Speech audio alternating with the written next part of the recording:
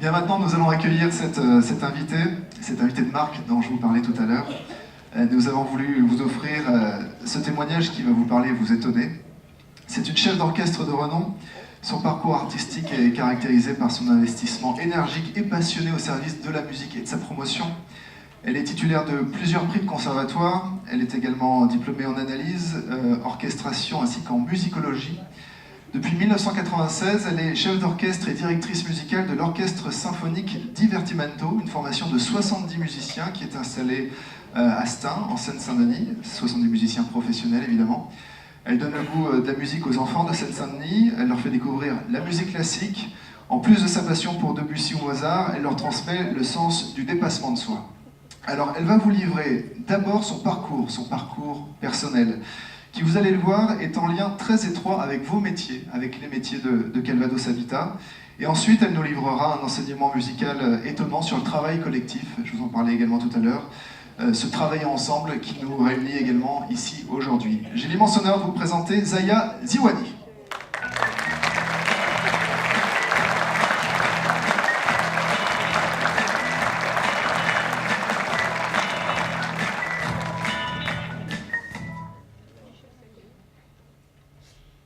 Bonjour à tous.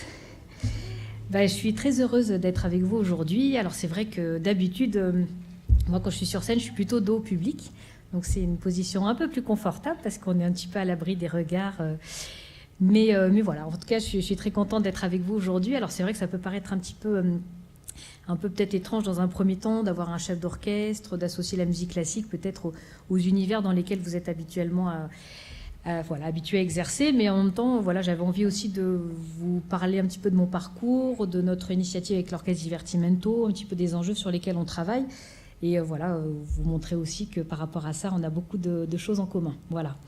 Et donc, par rapport en tout cas à mon parcours personnel, donc en tant que chef d'orchestre, donc moi j'ai grandi en Seine-Saint-Denis à la ville de Pantin, et donc j'ai grandi dans un logement social, donc je connais évidemment tout à fait les problématiques de vie, les belles choses qu'on y vit, les réalités parfois un petit peu difficiles aussi de ces territoires-là. Et c'est vrai que ce parcours que j'ai eu dans un territoire urbain de la Seine-Saint-Denis, un territoire aux réalités assez différentes et délicates, font que c'est vrai que dans ma vision de la musique à l'heure actuelle, ça m'a beaucoup nourri pour justement apporter des idées un petit peu nouvelles et des idées un petit peu différentes. Et ça m'a aussi beaucoup nourri par rapport à justement comment trouver sa place dans un milieu musical avec des conventions et des codes assez anciens peut-être, assez un peu étroits et fermés. Et comment moi-même également en tant que femme, je pouvais trouver une place dans un métier qui est à la base exercé que par des hommes. Alors c'est vrai que moi j'ai grandi donc dans une famille plutôt assez modeste où la musique classique était présente puisque mes parents étaient très, très mélomanes et très musiciens. Et, très mélomane et aimait beaucoup la musique, et donc assez naturellement on écoutait cette musique à la maison, et donc assez naturellement quand j'avais l'âge de pouvoir commencer un instrument, j'ai eu l'occasion de pouvoir commencer la musique dans le conservatoire de ma ville. Et la ville de Pantin, là où j'ai grandi, c'était dans la période des années 80, où c'était une période où les politiques culturelles étaient quand même assez fortement engagées, où il y avait beaucoup de choses qui étaient mises en place pour pouvoir permettre à ce que des jeunes issus de milieux plutôt modestes puissent accéder à la musique. Et donc c'est vrai que j'ai bénéficié à la fois de ces politiques culturelles assez engagées, et puis surtout d'un accompagnement de mes parents qui étaient soucieux de cet accès à la culture. Alors c'est vrai que j'ai eu la chance justement d'avoir ce premier déclic au sein de ma famille, et c'est ce qui m'a encouragée un peu plus tard, et j'y viendrai tout à l'heure justement à parler de comment maintenant je peux aussi moi-même avoir une place importante en direction des jeunes sur ces territoires.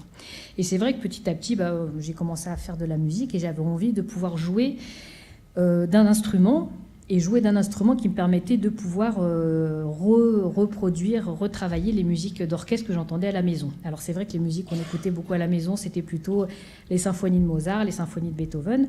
Et donc quand j'ai commencé à faire de la musique, j'avais aussi envie de pouvoir jouer de cette musique-là. Alors je me permets de vous le préciser parce que c'est vrai que la musique d'orchestre, c'est vraiment quelque chose d'assez particulier, et cette notion justement de groupe et de collectif, c'est vraiment quelque chose qui m'a ensuite animée tout au long de mon parcours musical, et encore maintenant quelque chose qui est vraiment où le collectif a une place très importante dans ma conception de la pédagogie, dans ma conception de la musique. Et donc en commençant à pratiquer la musique. Donc j'ai d'abord commencé par la guitare classique, qui est un très bel instrument, mais qui malheureusement ne permet pas de pouvoir partager les choses et qui est plutôt un instrument que l'on joue de façon un peu plus solitaire. Et c'est vrai que cette conception de la musique me convenait un petit peu moins parce que j'avais envie de jouer dans un groupe et d'être intégrée à un orchestre. Et donc c'est à cette occasion que j'ai commencé ensuite à réfléchir à d'autres instruments. Et donc j'ai commencé à pratiquer l'alto, qui est un instrument d'orchestre. Alors je vous le montrerai tout à l'heure parce que je pense que c'est plus un secret du fait de l'installation à côté. Donc il y aura quelques musiciens qui vont me rejoindre. Et donc l'alto, c'est un instrument donc, de la famille du violon que l'on retrouve au milieu de l'orchestre et qui se trouve donc de fait aussi juste devant le chef d'orchestre. Et c'est vrai que ce positionnement un petit peu spécifique a fait que j'étais dans un endroit dans l'orchestre où on est au centre de l'orchestre, donc on entend bien ce qui se passe à côté, on entend bien les sons aigus, on entend bien les sons graves, on entend bien les instruments avant qui se trouvent derrière, et on se retrouve surtout juste devant le chef d'orchestre. Et donc cette position m'a un petit peu alertée, m'a plutôt permis de me questionner sur tiens, ce chef d'orchestre qui était devant moi, qui c'était, quel est son rôle. Et c'est comme ça que petit à petit je me suis dit tiens, c'est un métier intéressant, pourquoi pas m'y intéresser. Bon, à l'époque j'avais 12-13 ans, donc c'est un peu des rêves d'adolescent. Comme de dire un jour, je serai chef d'orchestre, je serai président de la République ou cosmonaute. Bon, ça paraît peu réalisable, mais c'est pas impossible, mais ça paraît quand même très peu probable. Et donc, j'ai commencé un petit peu à m'intéresser justement à ce métier de chef d'orchestre. Et justement, quand j'ai commencé un petit peu à en parler autour de moi avec mes professeurs, à chaque fois on me disait attention, Zaya, vaut mieux que tu te concentres sur tes études d'instrument parce que chef d'orchestre, c'est pas fait pour les femmes, c'est pas fait pour toi. Et puis en plus, il faut avoir du réseau dans le milieu de la musique, donc ça risque d'être compliqué. Donc, vaut mieux que tu te concentres sur tes études d'instrument, puis on verra plus tard. Bon.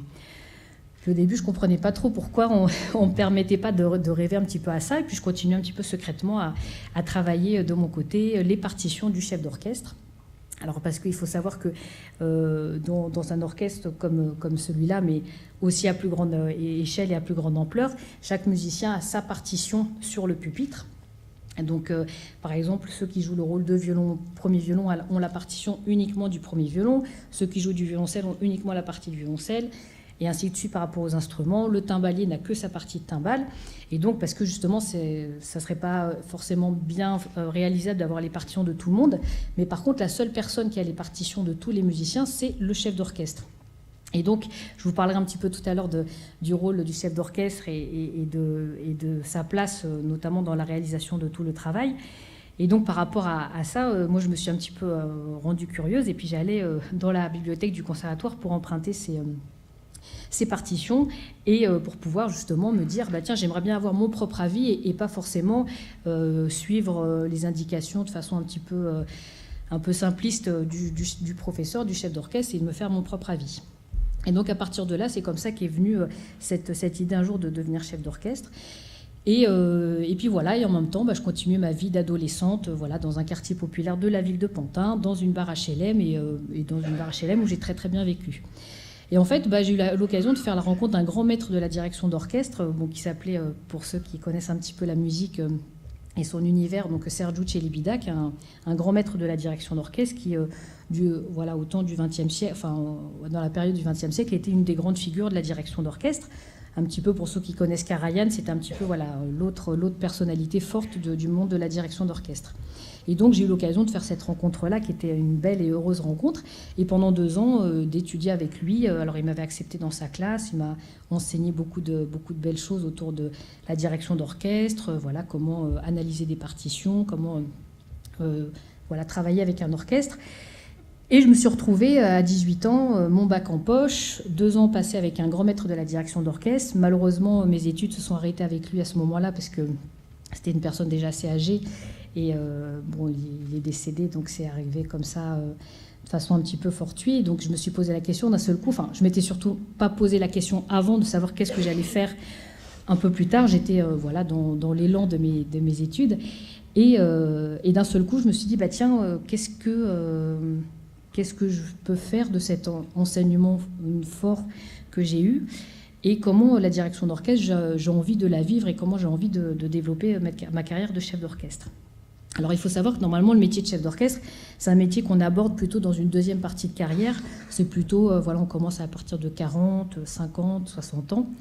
Alors on dit d'un jeune chef, enfin on dit à ce moment-là que c'est un jeune chef d'orchestre, donc évidemment on ne préjuge pas qu'à partir de 40 ans, évidemment on est encore jeune, mais c'est vrai que bon, moi du haut de mes 18 ans, j'avais pas forcément envie d'attendre d'avoir 40 ans pour commencer à exercer ce métier, et donc je me suis dit, bah tiens, pourquoi pas réfléchir et créer mon propre projet qui me permette de pouvoir justement diriger un orchestre. Alors il faut savoir que dans le milieu musical, on peut être amené pour un même chef d'orchestre, c'est vrai que c'est une fonction, voilà, on dit qu'il y a un chef d'orchestre, mais en fonction des répertoires qu'on est amené à diriger, que ce soit du répertoire par exemple de la musique baroque ou de la musique contemporaine ou de la musique romantique, voilà, chaque chef d'orchestre peut avoir une spécialité, et que la spécialité dans laquelle moi je me suis orientée, c'est la musique plutôt du 19e et 20e siècle, et donc une musique pour laquelle il est nécessaire d'avoir des orchestres à des très grandes dimensions.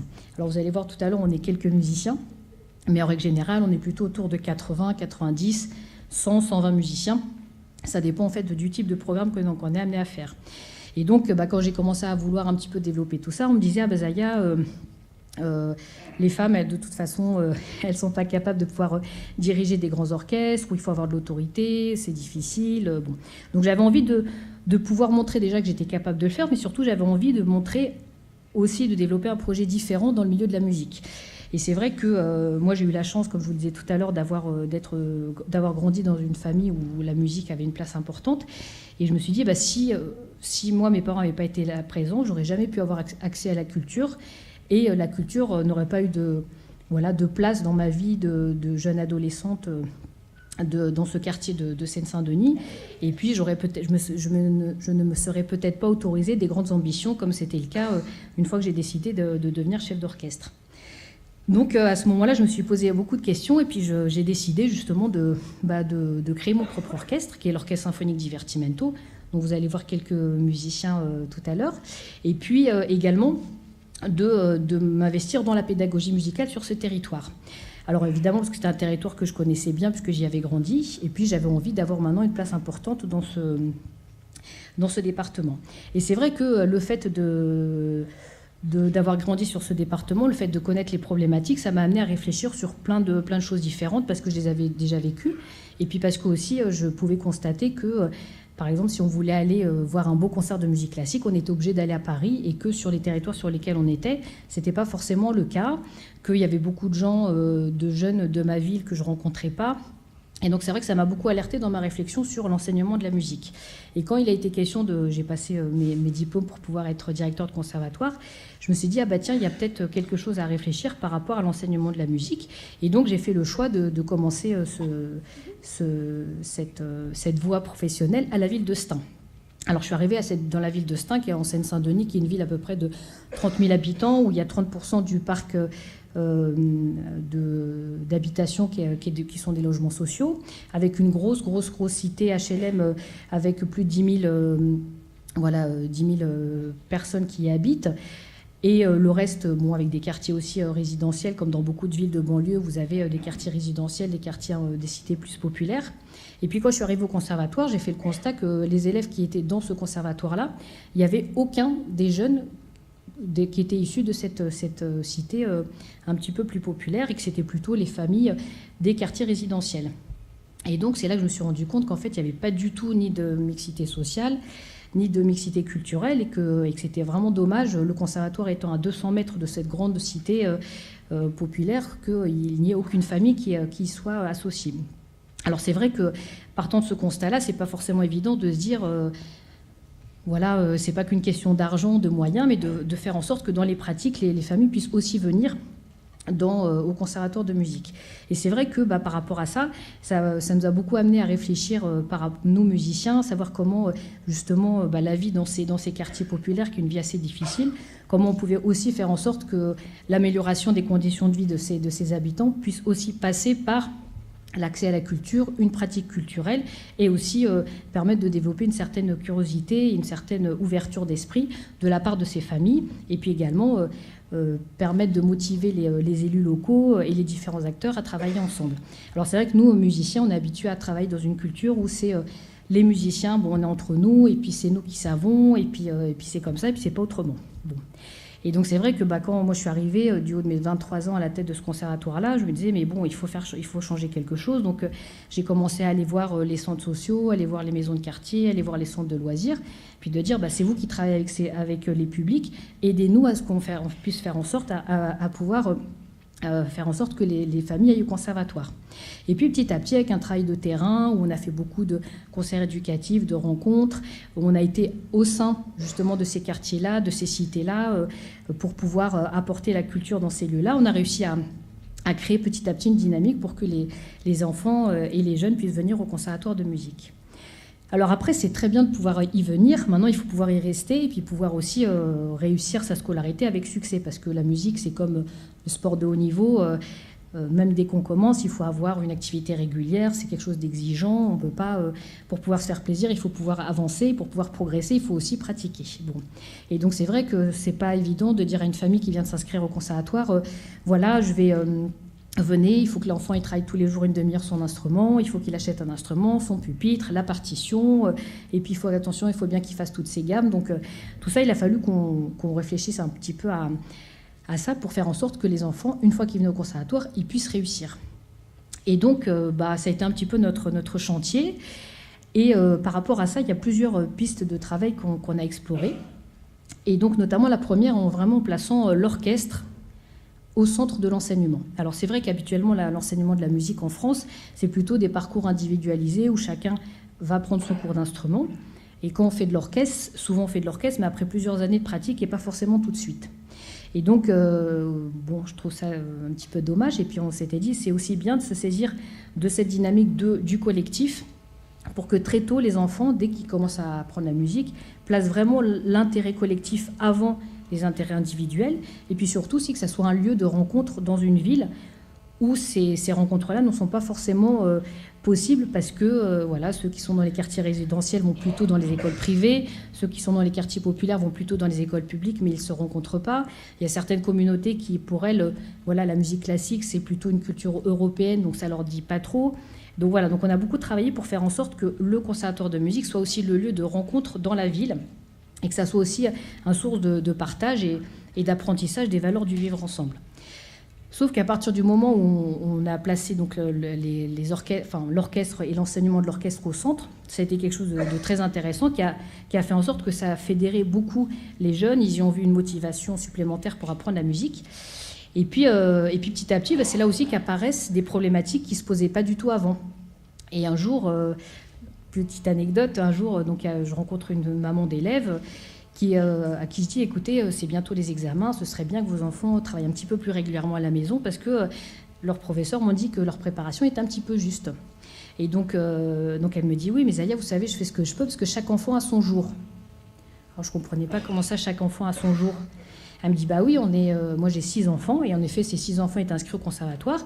Et donc, comme ils vivaient dans 2 pièces, et qu'ils étaient en attente d'attribution de logement, elle me dit, celui qui fait du trombone, il travaille le lundi, celui qui fait de la flûte à bec, il travaille le mardi, celui qui fait de l'accordéon, il travaille le mercredi. Et donc voilà, et en fait, là, on se retrouve dans une problématique très concrète.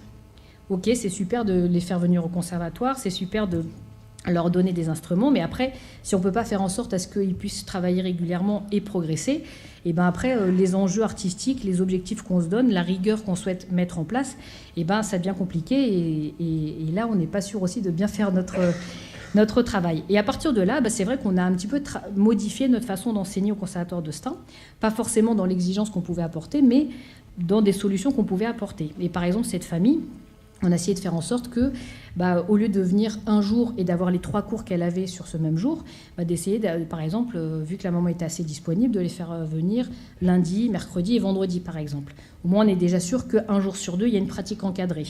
Et puis, l'enfant qui bénéficie de son jour de travail, il y a un jour de plus à la maison.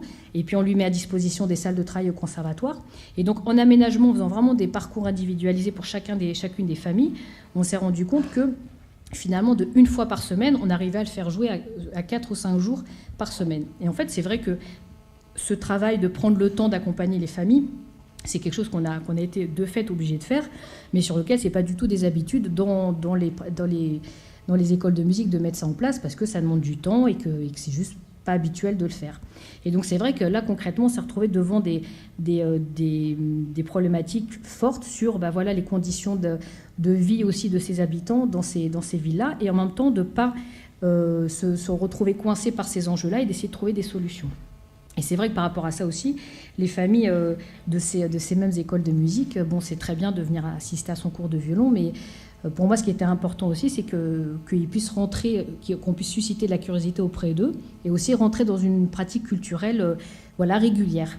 Alors c'est vrai que c'est bien beau de dire il faut aller au concert, mais est-ce qu'il y a des concerts d'une part ?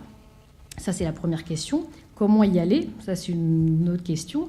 Combien ça coûte ? Il y a plein de problématiques qui se posent par rapport à ça. Et d'apprendre à bien jouer d'un instrument, c'est autant de passer du temps pour faire ses gammes que aussi aller au concert, qu'aller au concert et justement de pouvoir travailler justement sur la culture musicale et la culture artistique générale. Et c'est vrai que sur certains territoires, on peut aller au concert, mais on peut difficilement y revenir parce que les transports en commun s'arrêtent à partir d'une certaine heure. Et donc, c'est à partir de là que je me suis dit aussi qu'il fallait aller au-delà de cette dynamique de la pédagogie, mais également de travailler sur faire en sorte qu'il y ait la diffusion artistique de qualité sur ces territoires-là. Et c'est à partir de là que, comme j'étais dans le processus de développer l'Orchestre Symphonique Divertimento, qu'on a souhaité, avec l'orchestre, s'installer justement en Seine-Saint-Denis pour être présent sur des territoires où la culture n'était pas forcément présente. Et quand elle était présente que dans des mesures assez modestes et qu'on souhaitait vraiment relever un grand enjeu. Et donc d'installer justement un orchestre symphonique dans ce département où il y a plein de réalités difficiles et ce n'est pas forcément là-dessus qu'on l'attendait. Et donc à partir de là, ça a été des beaux projets, des beaux enjeux qu'il a fallu qu'on développe. Et puis pour ma part, ça m'a permis aussi d'avoir un orchestre et de le développer et surtout d'avoir une activité de chef d'orchestre de façon régulière. Et puis voilà. Alors peut-être ce que je vous propose, c'est que je vais vous dire quelques mots de mon métier de chef d'orchestre et de savoir comment elle articule et quel est ce rôle vraiment, parce que c'est vrai que souvent on voit un chef d'orchestre devant l'orchestre, mais on ne sait pas trop quelle est sa mission, quel est son travail. Et donc, je vais peut-être vous proposer à ce moment-là d'inviter mes musiciens à me rejoindre. Comme ça, je vais également vous montrer de façon assez concrète quel est ce rôle et vous parler de ce métier de chef d'orchestre. Alors, juste avant qu'ils nous rejoignent, simplement pour vous dire que justement, moi, mon métier de chef d'orchestre, du fait d'avoir aussi vécu dans un territoire très différent des grandes salles de concert, d'avoir vécu dans un milieu plutôt assez populaire, j'ai été amenée aussi à réfléchir autrement sur le milieu de la musique. Et donc en créant l'Orchestre Divertimento, pour moi, c'était à la fois la possibilité de pouvoir justement diriger un orchestre, mais aussi de développer des idées musicales innovantes et intéressantes. Alors c'est vrai que en Seine-Saint-Denis, c'est la région Île-de-France. La région Île-de-France, c'est une région où il y a énormément d'orchestres. Il y a des grands orchestres comme l'Orchestre de Paris, l'Orchestre Philharmonique de Radio France. Et donc, moi, j'étais avec mon petit orchestre en Seine-Saint-Denis, à aller chercher des financements un petit peu partout parce que c'est des territoires qui sont peu dotés en budget culturel. C'est d'ailleurs un des grands enjeux sur lesquels on travaille parce que, sous prétexte que ce sont des territoires qui sont assimilés à la politique de la ville, on nous renvoie souvent sur des crédits qui sont en politique de la ville ou des crédits sociaux, mais pas sur justement ces crédits culturels qui nous permettraient de pouvoir avoir une certaine légitimité et développer notre projet. Après, ce sont les réalités du terrain sur lesquelles on constate et puis on va de l'avant, on prend notre bâton de pèlerin pour permettre que les choses puissent se développer. Et justement, pour qu'elles puissent se développer, on a aussi réfléchi à avoir une identité forte qui nous permette aussi de pouvoir émerger au milieu de cette grande région Île-de-France où il y a beaucoup d'orchestres, et puis aussi de pouvoir apporter des idées un petit peu plus innovantes, prendre des risques, parce que c'est important aussi de proposer des choses qui n'ont pas été forcément faites avant, d'avoir des idées plus originales. Et c'est comme ça justement que l'identité de l'Orchestre Divertimento s'est beaucoup... a beaucoup émergé ces dernières années, et notamment autour de la valorisation de musique qu'on n'a pas l'habitude d'écouter avec l'orchestre symphonique, mais qui ont vraiment maintenant fait un petit peu ses preuves dans le milieu musical, et j'aurai l'occasion de vous en parler un petit peu avec les œuvres qu'on va vous proposer tout à l'heure. Voilà. Alors, je vais aller chercher mes musiciens, et puis après, on va vous continuer en musique avec quelques explications supplémentaires sur le métier de chef d'orchestre. Merci.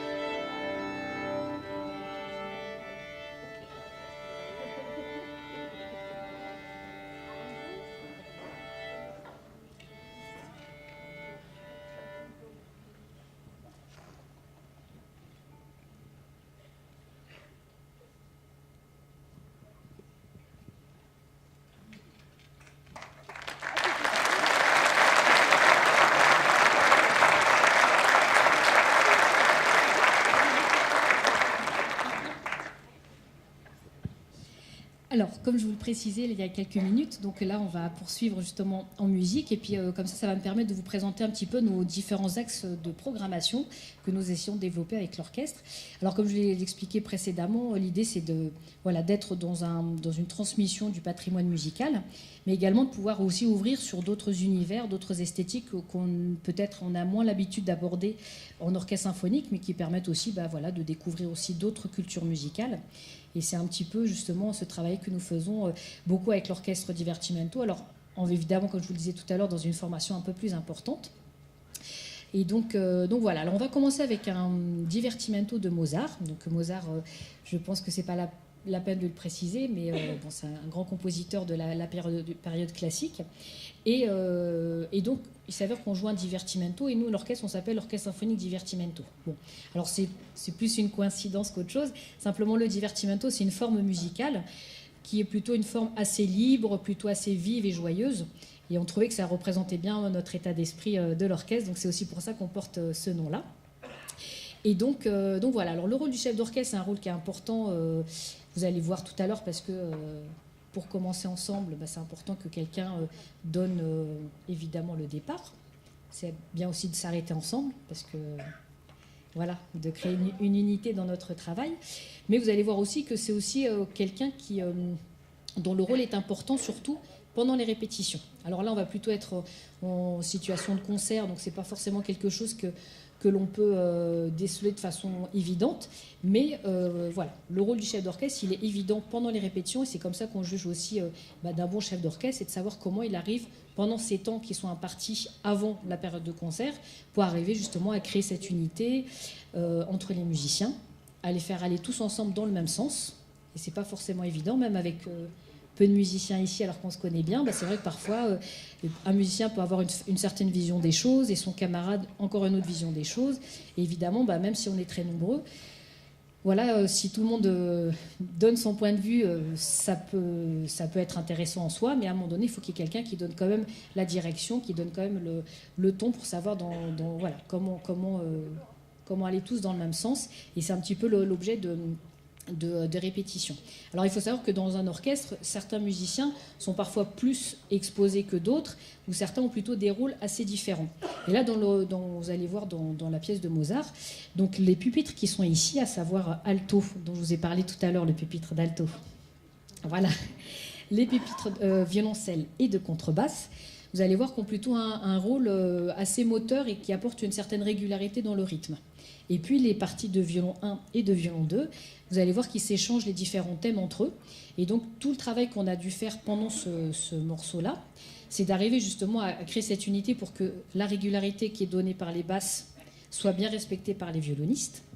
Et les violonistes qui ont plutôt des rôles où ils sont exposés ou des rôles mélodiques, parfois ils ont envie voilà, des fois d'avoir une place encore plus importante. Et il faut arriver justement un petit peu à modérer les ardeurs de chacun et de faire en sorte que, même si la partie des violoncellistes peut paraître en soi plus simple à faire et moins importante, et le rôle de chacun est quand même et que tout le monde a une place vraiment très très importante là-dedans, et que à partir du moment où on est là tous ensemble, même s'il y a des partitions qui sont plus difficiles que d'autres ou certaines qui sont plus exposées, elles ont toutes la même valeur. Alors c'est vrai que c'est toujours facile à dire comme ça dans les propos, mais c'est vrai que dans le rôle des répétitions, c'est d'arriver à faire que même le percussionniste qui va donner un coup de triangle tout à l'heure, ce coup de triangle, il est la même valeur que le rôle des violonistes qui vont être par contre eux tout le temps sur le terrain et enchaîner les notes les unes après les autres. Voilà. Donc voilà, pour Mozart, parce que voilà, on souhaite aussi, nous, dans notre démarche artistique, apporter justement une transmission du patrimoine musical, et que beaucoup de publics sur lesquels on est amené avec lesquels on est amené à travailler et à présenter notre programme dans les différentes villes justement du territoire de la Seine-Saint-Denis et même ailleurs, n'ont pas forcément eu contact avec ce patrimoine musical européen, et que c'est important aussi d'être sur ces fondamentaux-là. Voilà, donc on va vous jouer le premier mouvement d'un divertimento en ré majeur de Mozart.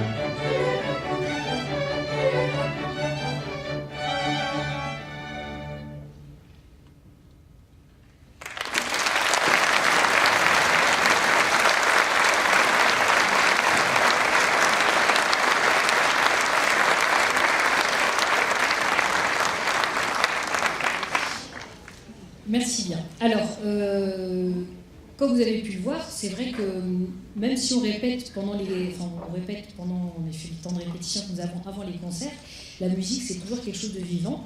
Et donc il peut se passer des choses en concert, c'est-à-dire qu'il peut des fois se passer que les musiciens sont un peu fatigués, donc il faut leur donner un petit peu d'énergie pour que ça reparte, ou au contraire, ils ont beaucoup d'énergie, il faut arriver un petit peu à la canaliser. Donc en fait, le rôle du chef d'orchestre, évidemment, pendant les répétitions, c'est de construire, de créer une unité, mais après le jour du concert, il y a encore une autre mission, c'est d'arriver justement à préserver cet équilibre qu'on a mis en place pendant les répétitions. Voilà. Et donc, c'est aussi ce rapport qu'il peut y avoir. Alors, peut-être que tout à l'heure, si vous regardez un peu dans les vidéos qui vous sont données, je sais que des fois, il y a des gros plans sur mon visage, et donc c'est vrai qu'on a aussi, nous, tout un rapport de communication avec les musiciens le jour du concert. Évidemment, on ne peut pas parler, puisque c'est place à la musique. Donc en fait, la communication qu'on crée entre nous, c'est à la fois avec les gestes, que justement on apprend à bien maîtriser pendant les répétitions, et puis aussi avec le regard.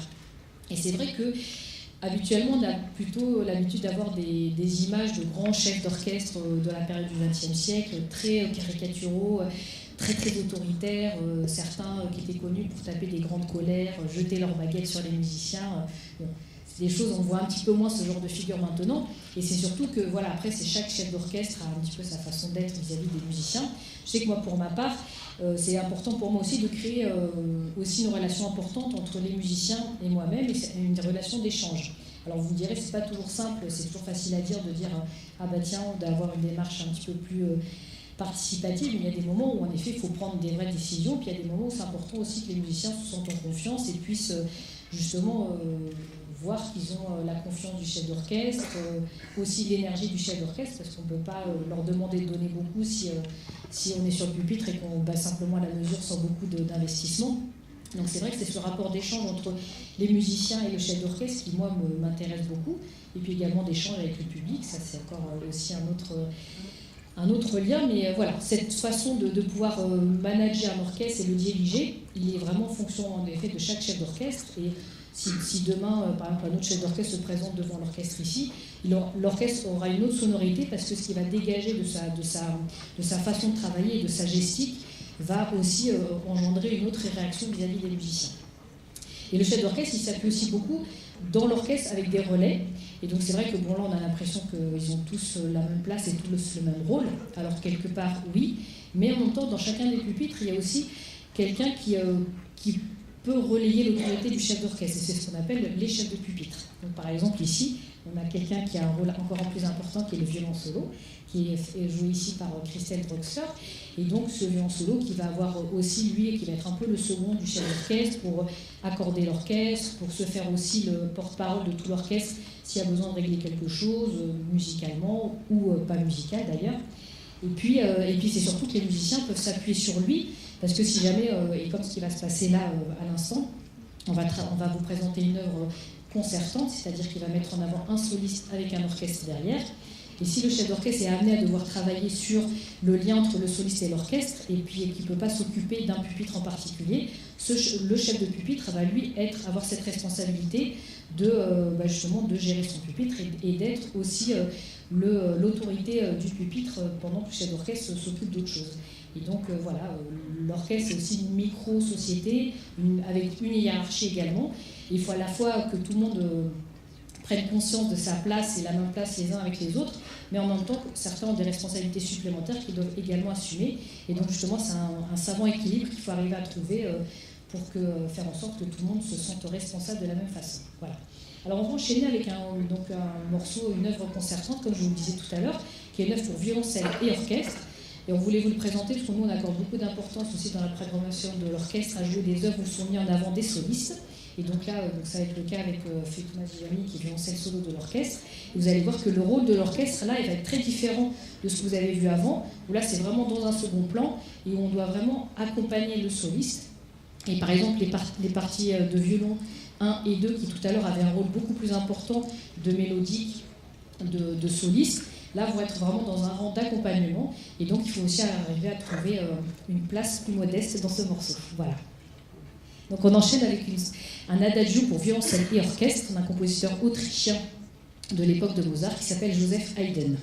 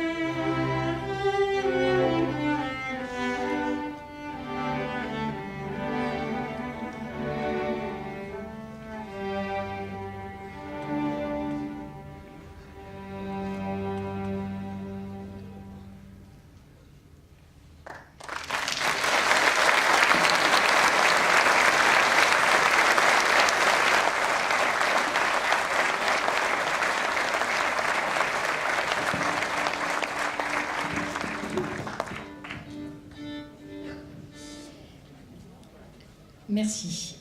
Alors, vous avez pu voir en effet que là, pour le coup, ce que les musiciens de l'orchestre jouaient par rapport à ce qu'ils ont fait avant, c'était très très très différent.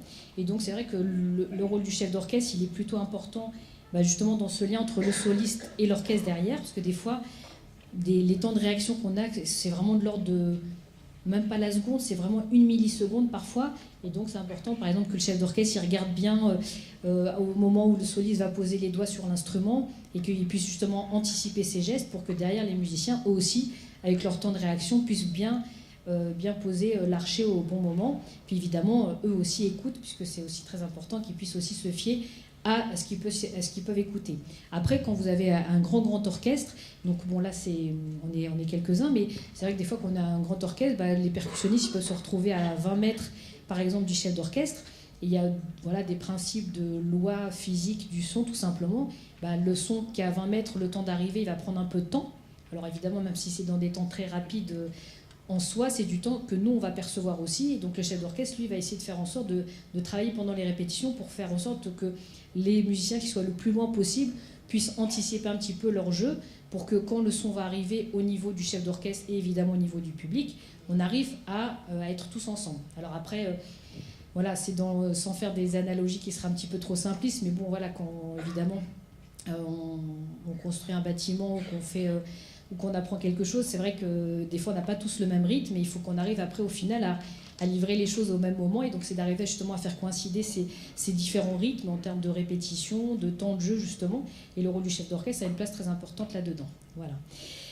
Là on va enchaîner avec une danse qui s'appelle une danse slave d'un compositeur qui s'appelle Anton Dvorak, parce que c'est aussi un compositeur de la période romantique et puis aussi un compositeur qui s'est beaucoup inspiré des musiques populaires dans sa musique. Et c'est vrai que nous, on est assez attachés à valoriser justement la musique populaire que les compositeurs classiques ont valorisé. Donc là, c'était Anton Dvorak, qui est un compositeur tchèque qui a beaucoup voyagé dans les pays de l'Est et donc qui a écrit une danse slave. Il y a beaucoup de grands compositeurs à l'époque, comme Brahms, qui a beaucoup voyagé. Et actuellement, on travaille beaucoup, nous, sur plutôt les musiques de la Méditerranée. Et c'est nous-mêmes qui créons aussi un petit peu nos propres voyages pour aller rencontrer d'autres musiciens et faire en sorte qu'on puisse jouer de nouvelles musiques avec l'orchestre. Et là, dans la danse slave, dans le cadre de notre travail, en tout cas moi, mon travail de chef d'orchestre, c'est aussi parfois d'apporter des petites indications d'ordre technique. Alors c'est vrai qu'on pourrait dire... ce sont des musiciens professionnels de renom, ils savent jouer de leur instrument, mais c'est très bien de savoir jouer de son instrument, mais parfois, pour pouvoir passer justement d'un style musical à un autre, comme là vous allez voir, on a joué du Haydn, là on va jouer du Dvorak, il y a plusieurs décennies d'écart, et en fait la musique on ne la joue pas forcément de la même façon. Et c'est aussi le chef d'orchestre qui peut dire, en termes de technique d'archer, il faut jouer de cette façon-là et pas autrement, parce qu'il veut un résultat particulier. Donc c'est aussi important de connaître bien les spécificités techniques de chacun des instruments pour pouvoir aussi, dans le travail musical, à la fois pour des gains de temps, d'efficacité, puis parfois tout simplement de pertinence artistique, de pouvoir aussi préciser le propos et de dire comment il faut faire les choses. Donc c'est aussi important que le chef d'orchestre ait une très bonne connaissance de tous les instruments de l'orchestre et de leur technique instrumentale. Voilà. Et donc on va enchaîner avec une danse slave du compositeur tchèque Anton Dvorak.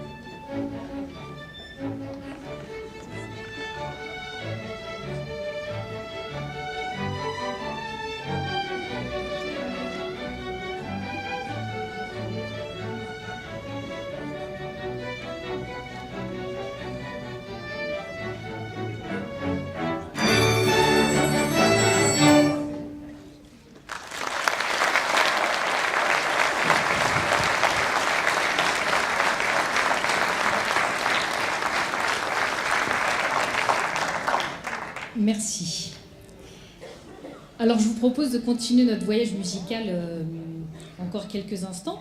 Et donc, on voudrait vous présenter donc, une autre danse. Alors, tout à l'heure, je vous parlais justement de la place de la musique populaire dans certaines musiques. Et donc là, justement, c'est encore un autre exemple.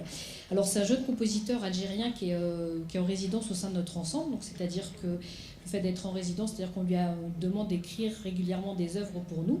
Et puis comme ça nous permet aussi de lui donner parfois des recommandations assez précises pour pouvoir écrire vraiment des œuvres qui sont spécifiquement en rapport avec ce qu'on a envie de développer et selon nos souhaits. Donc c'est plutôt quelque chose d'intéressant puisque la plupart des musiques qu'on a jouées jusqu'à présent, c'était des musiques de compositeurs qui sont décédés, évidemment, puisque ça date d'il y a plusieurs siècles. Donc à la fois, c'est quelque chose de... Voilà, un enjeu intéressant d'essayer de se rapprocher le plus possible de la pensée du compositeur. Et ça, c'est aussi le rôle du chef d'orchestre, d'arriver justement à essayer de percevoir quelle a été la pensée du compositeur. Mais c'est pas forcément évident voilà, on ne peut pas contacter ni Mozart ni Dvorak pour leur demander comment on doit jouer telle ou telle musique. Donc il faut qu'à un moment donné, le chef d'orchestre prenne des décisions et dire voilà, je prends la décision par exemple de jouer ce passage-là peut-être un petit peu plus vite ou un petit peu plus fort, parce que c'est ce qu'on estime le plus proche de la pensée du compositeur. Bon. Alors après, sans rentrer dans des choses trop techniques, le rapport après du chef d'orchestre avec un compositeur contemporain est différent, puisqu'il a le mérite justement d'être encore vivant et d'être présent. Et donc comme ça, on peut être amené à justement lui poser des questions et puis travailler sur une bonne réalisation de sa composition. Et la danse Zaidan, c'est justement une danse qui est extraite d'une série de plusieurs petites pièces où il a voulu justement illustrer l'Algérie en musique, puisque c'est le pays dont il est originaire. Et donc à la fois de faire ressortir les sonorités de cette culture qui est normalement pas trop associée à la culture de la musique classique, tout en maîtrisant les codes de la musique classique. Donc voilà, c'est un savant mélange qu'il faut arriver à trouver. Et donc justement, pendant ces périodes de répétition, pour nous, ça a été d'arriver à justement essayer de retrouver ces façons, ces sonorités de la musique algérienne, mais que nous, on n'a pas forcément l'habitude d'aborder dans la musique classique. Et puis voilà, et puis surtout, vous allez voir, c'est un morceau aussi où il y a beaucoup de changements d'atmosphère, de changements de tempo, comme on dit. Et là, le chef d'orchestre, il a une place prépondérante parce que même si les musiciens savent à quel moment ils doivent jouer et comment ils doivent jouer, et là c'est vraiment dans ce genre d'œuvre où on essaie de fédérer le plus possible et d'arriver à ce que tout le monde puisse faire les choses ensemble et dans la même énergie. Et vous allez voir que voilà, dans un morceau comme celle-là qui est assez complexe, c'est pas toujours simple à réaliser, et le travail des répétitions permet justement d'acquérir un peu plus de confiance dans des œuvres qui sont difficiles comme celle-là. Voilà.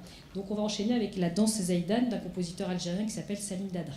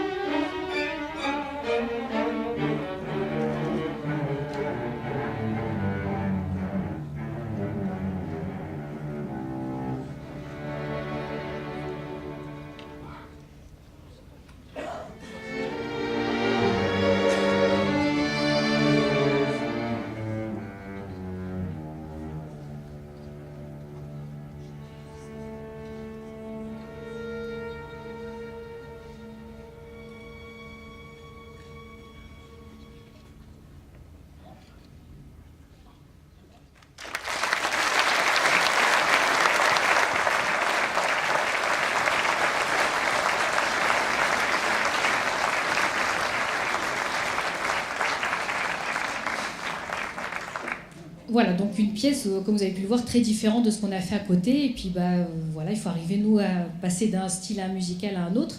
Mais c'est ce qu'on trouve intéressant, justement, maintenant, en tout cas, c'est de proposer, dans nos concerts, en tout cas, des formats qui permettent de pouvoir aborder, justement, des univers musicaux différents, de pouvoir voir des œuvres pour orchestre, des œuvres avec solistes, des œuvres plus contemporaines, par exemple.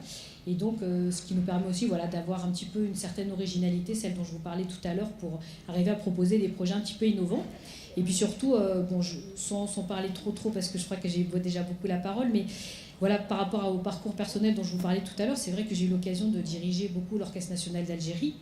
Et donc c'est vrai que les premières fois que je suis allée là-bas en Algérie pour diriger, déjà j'avais deux appréhensions. La première, c'était de me dire, d'arriver devant un orchestre constitué uniquement d'hommes et d'hommes beaucoup plus âgés, je ne savais pas trop comment me situer par rapport à ça.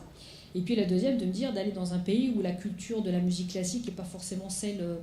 Voilà, parce que voilà, c'est d'autres cultures différentes et que la musique classique, c'est plutôt un patrimoine musical européen, que l'Algérie, c'est un pays qui a que 50 ans d'indépendance, donc 50 ans d'accès à la culture, de découverte de cette musique-là. Donc il y avait plein de choses qui m'interrogeaient.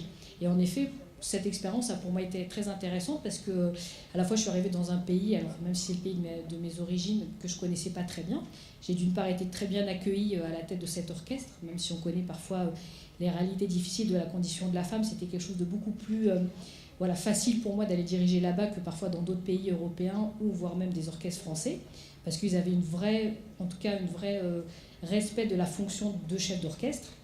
Et puis aussi, ce que j'avais trouvé vraiment très bien, c'est ils n'étaient pas complexés de jouer une symphonie de Beethoven et puis à côté de la musique traditionnelle algérienne dans l'orchestre, avec de la derbouka et d'autres choses, et que c'est aussi leur propre musique classique et qu'il n'y avait pas de priorité entre la musique européenne et la musique algérienne et que ça avait la même place au sein d'un même concert. Et c'est vrai que ça m'a un peu alerté en me disant pourquoi pas aussi, nous, ça serait intéressant que si on invite des publics qui ont d'autres cultures à découvrir la musique classique, c'est aussi peut-être bien que les publics voilà, plutôt tradition européenne et française puissent aussi découvrir des musiques classiques d'autres continents. Et c'est aussi de là qu'est venue cette idée, avec l'ensemble de mes musiciens aussi, de développer justement des programmes où on peut mettre en avant des cultures musicales des différents continents. Et on a eu l'occasion ces dernières années, par exemple, de jouer des compositeurs d'Asie, d'Australie, d'Amérique du Sud, d'Afrique.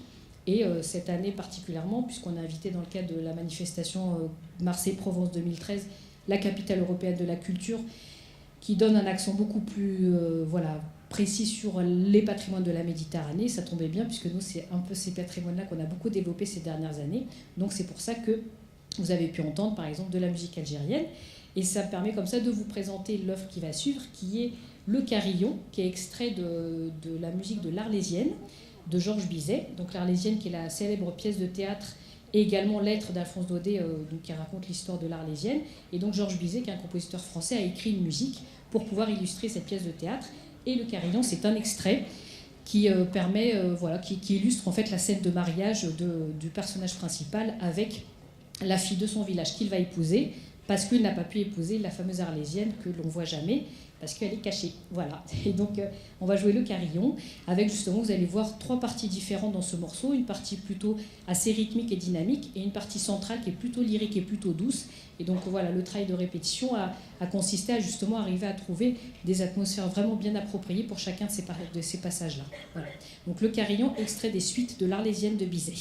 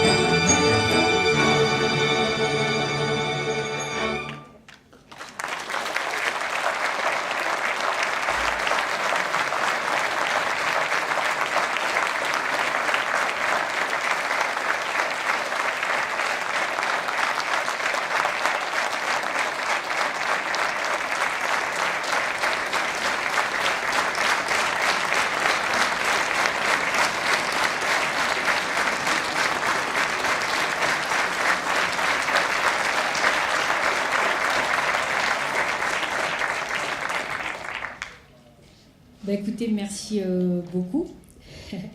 Donc, écoutez, voilà, on a été, en tout cas, j'ai essayé avec notre modeste contribution musicale de vous donner un petit aperçu de la musique classique. Ça peut paraître un peu ancien, avec un regard tourné vers le passé, mais en effet, on peut aussi avoir un regard un peu plus innovant, plus jeune, dynamique, et puis que l'orchestre, c'est vrai que c'est un outil qui a plein de richesses, qui permet justement de pouvoir aborder des musiques très différentes et qui en même temps est très complexe, parce que comme je vous disais tout à l'heure, un orchestre c'est aussi un groupe avec des personnalités différentes, certains qui sont mis en avant, d'autres un petit peu moins, certains qui ont un tempérament plus fort que d'autres un petit peu moins.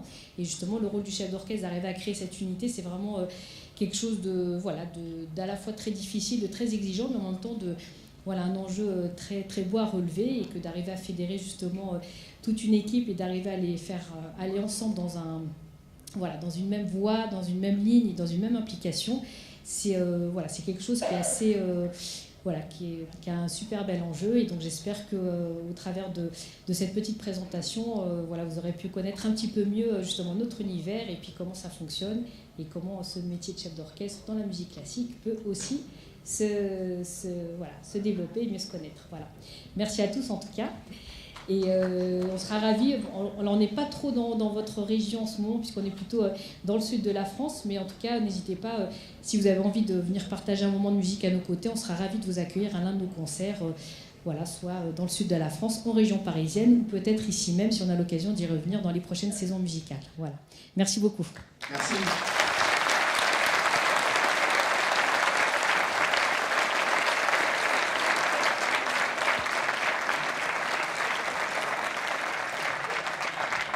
Merci Zaléa Ziwani. Je vous laisse rejoindre vos musiciens et puis on vous retrouvera bien sûr pour prendre un verre tout à l'heure, bien entendu. Vous parliez des dates de concert, je vais en donner une. Justement, l'orchestre Divertimento se produira le 13 juillet en région parisienne, à Tremblay en France. Alors le 13 juillet c'est un samedi soir, et le lendemain c'est le 14 juillet. Donc, vous faites d'une pierre deux coups, vous allez entendre l'orchestre, et ensuite vous allez sur les Champs-Élysées, voilà, par exemple. Vous avez tous bien sûr compris le message que Zaya et ses musiciens ont voulu nous faire passer, pourquoi sa présence ici était attendue chez Calvados Habitat. Le message, c'est que finalement chacun d'entre nous, on joue notre partition, que l'analogie entreprise-orchestre, finalement la réussite est au bout du chemin si chacun joue bien sa partition et si chacun joue la bonne partition. Alors, oui, ils sont partis. Très bien, on va passer à la suite du programme. La suite du programme, c'est évidemment quelques mots de conclusion avec Christophe Bureau, notre directeur général.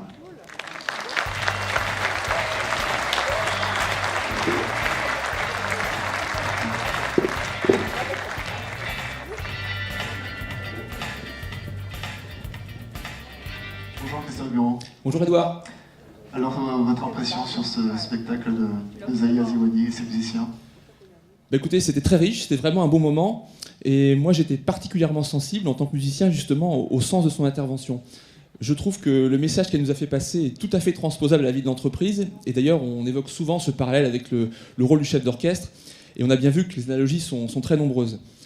Alors, on pourrait dire, toute proportion gardée, bien sûr, qu'on travaille tous simultanément au service d'une même œuvre, avec une partition d'ensemble, les orientations de nos administrateurs. Alors nous, c'est un petit peu plus simple, parce qu'on n'a pas besoin de s'interroger sur quelles étaient leurs orientations ou leurs souhaits il y a 200 ans, puisqu'ils sont là. On travaille à leur côté chaque mois en réunion de bureau et de conseil.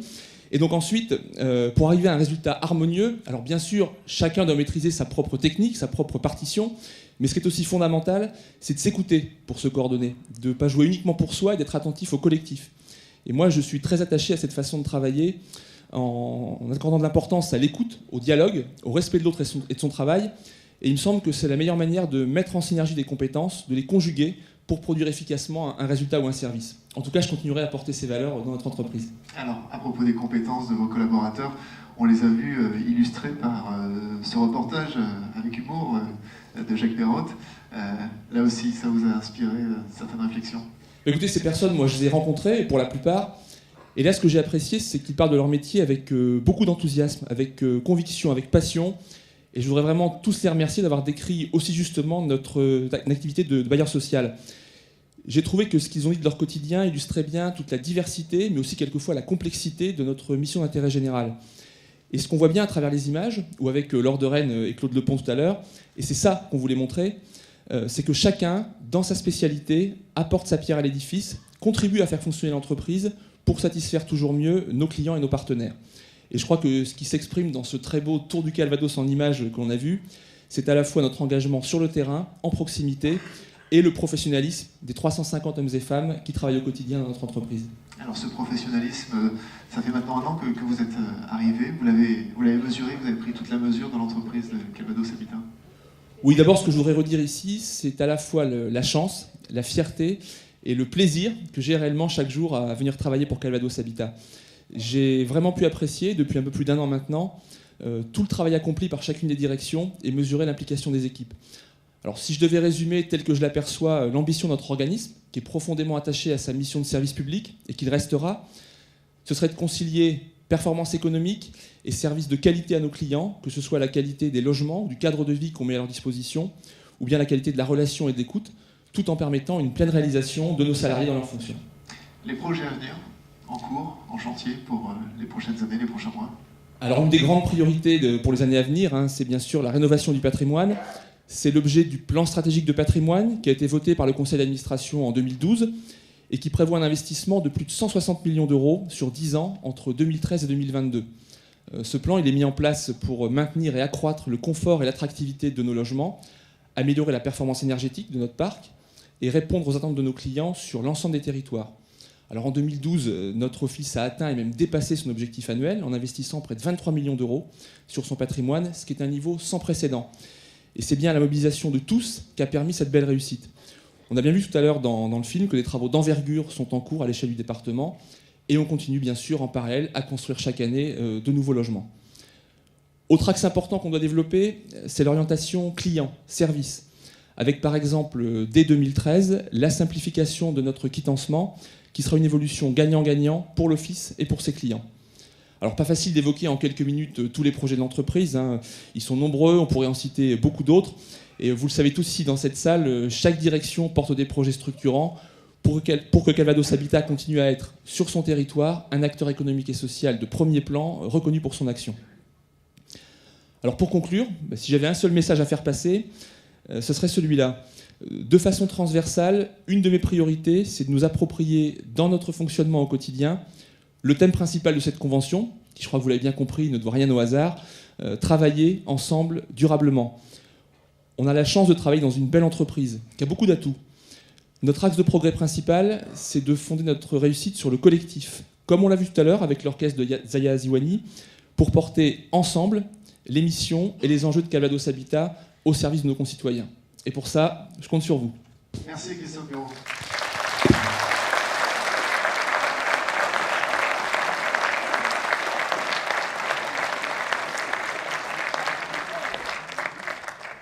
Et pour conclure, la parole est maintenant à Monsieur le Président de Calvados Habitat, président du Conseil général du Calvados, Jean-Léonce Dupont.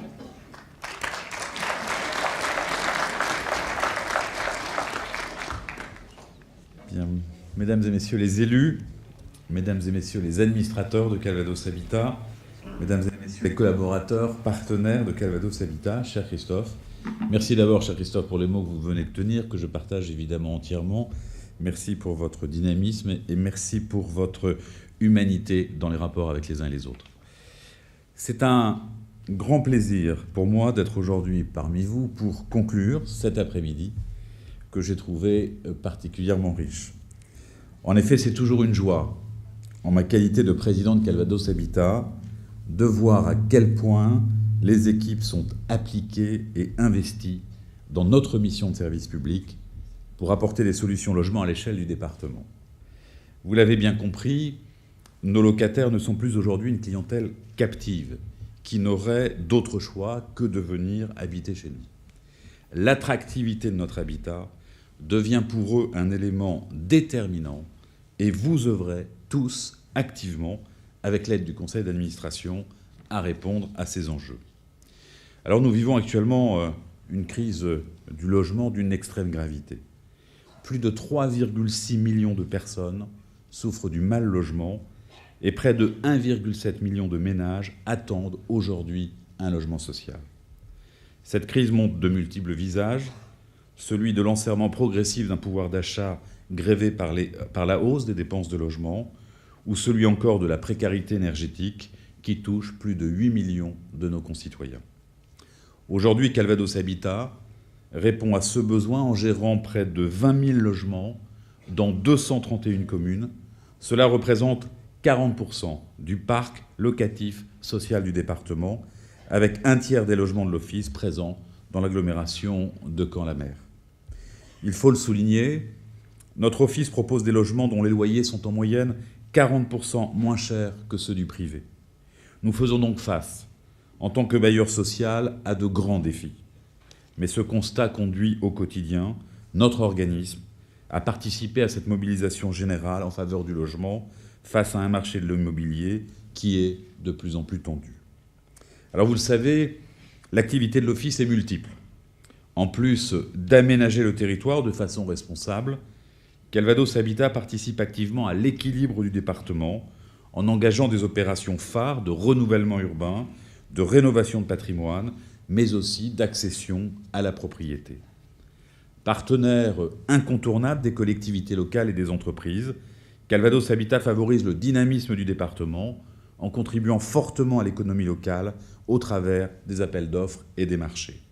Je voudrais juste souligner quelques chiffres qui donnent du sens à notre activité. En 2012, nous avons investi près de 32 millions d'euros dans la construction neuve et comme vient juste de l'évoquer Christophe tout à l'heure, nous avons consacré près de 23 millions d'euros à l'amélioration du patrimoine. C'est important de mettre en lumière ces 55 millions d'euros qui illustrent bien la place et le poids de l'Office dans l'économie locale. Mais revenons à vous, collaborateurs de Calvados Habitat. Vous exercez des métiers de plus en plus difficiles. Vous êtes en effet confrontés à toutes les frustrations liées aux désordres économiques et sociaux que nous traversons.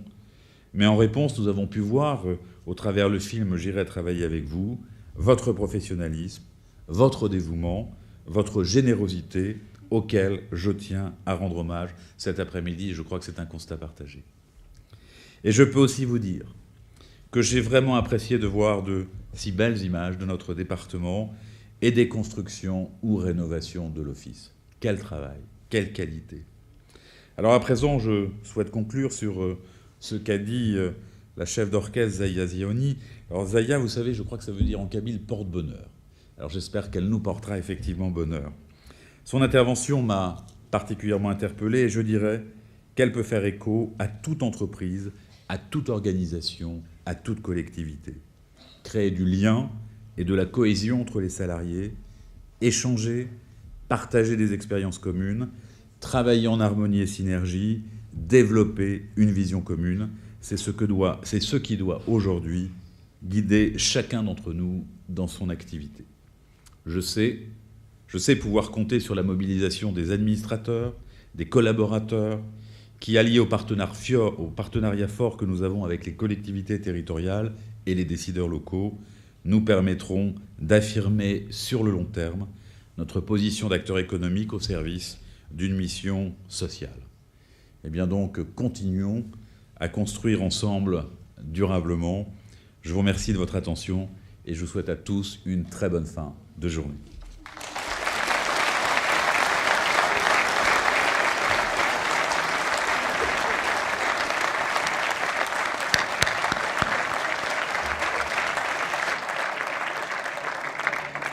Bien, c'est maintenant l'heure de se retrouver autour d'un verre. C'est aussi une façon de célébrer la réussite de Calvados Habitat.